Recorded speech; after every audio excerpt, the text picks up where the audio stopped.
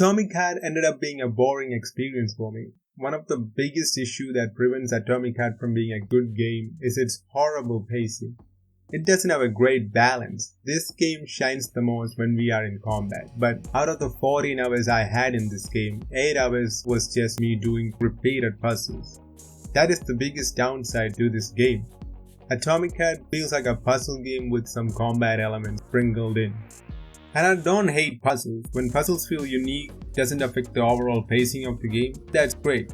There was no reason for this game to be this much puzzle oriented when we have a good skill tree with cool abilities and a good number of weapons. The door lock or door puzzles, whatever you call it, it was fun at first, but after the 2 hours, it just becomes a drag. Normal doors are like rare in this game. Like every effing door, we have to solve some already seen puzzle locks to open it. This is clearly done to pad up the game. It feels the already bad pacing of the game. And it's not just the doors that involve time wasting. The main missions are all designed in a way to pad up the game even further. The first 8 hours of the game is just really bad when it comes to pacing. They always went overboard with the similar types of puzzles. For example, if you need some cartridges to open a door, they just made it 5 cartridges to open a door. 5 paths you have to explore for that. You need tickets, search 5 bodies, and even if you get one, it may not be the right one. This mission would have been good if they just reduce the requirements like 1 key item instead of 5 key items so that the mission ends before it becomes a drag. And it's not just me who hates it. And of course, the ripped off arm is in there too. Why couldn't it just be lying in a corner somewhere? Universe's quantum asshole. Does this stuff happen to everyone or just me? A lock. Didn't see that coming. So just because they were aware of this doesn't justify them doing it. Let it be less than 7 hours. But that's better if it's a way more enjoyable experience. There were also some good unique puzzles, which again, they were unique, which validates my point even more. The story of the game is not bad, but not great either. I lost my interest in it from the first 4 hours. The dialogue just doesn't help. The dialogue in this game, especially the MC, the playable character, is Forspoken again. The game's semi-open world, I don't think it's an open world. That is also nothing special. All of it is optional and there wasn't anything interesting or unique in it to capture my interest. It even has the same enemies from the main story sections. The main purpose it has is to lengthen the travel time from one main story objective to the another.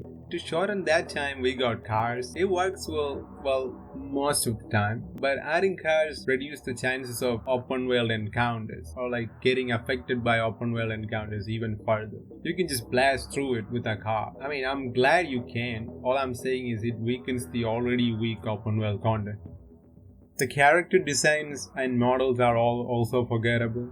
That's not a problem for human models, but for the robots, I expected better design, especially with the lack of enemy variety. This is also disappointing, especially when they've already proved they can pull off cool design.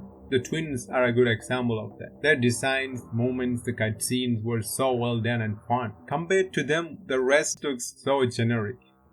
The combat is fun, like I said before, but it could have been better. I think the animation grab and getting knocked down actually hinders the combat because it basically puts us in an animation lock and thereby we have to wait to get back into combat. Without these animation locks, I think the combat would be better, like it would be more fast paced and it fits the game better. The game does have some good things in it, it's just it can all be included in 4 hours of my 14-hour playthrough. The boss battles I was actually satisfied. This was the most enjoyable part in the game. It makes sense because we can finally use our arsenal without needing to solve a puzzle every corner. All of the bosses felt unique combat wise, design wise, they were pretty generic. Not a lot of movesets, but all of them felt fair while fighting, so they were enjoyable. There was one that was not even a boss. The dream sequences were cool. This was a great example of how to slow things down. Glitches were also on the lower side. The big one I had was my character getting drop kicked to the underworld. One of the biggest positive aspects of the game is optimization. This should not be a compliment because it should be good for all games. But these days a good optimized PC port day one is hard to get. This game looks great, runs smoothly, which is rare these days. However, good optimization is not enough to make a game great. In conclusion, Atomic Heart is a game that focused on the wrong elements. The slow pacing, non-engaging story, uninspired open world, tedious puzzles, the mission structure makes it a boring experience. I give Atomic Heart a 5 out of 10 and a +2 optimization score. I'm keeping this separate from the main score. Also, the game is on Game Pass, so you can try for yourself anyway.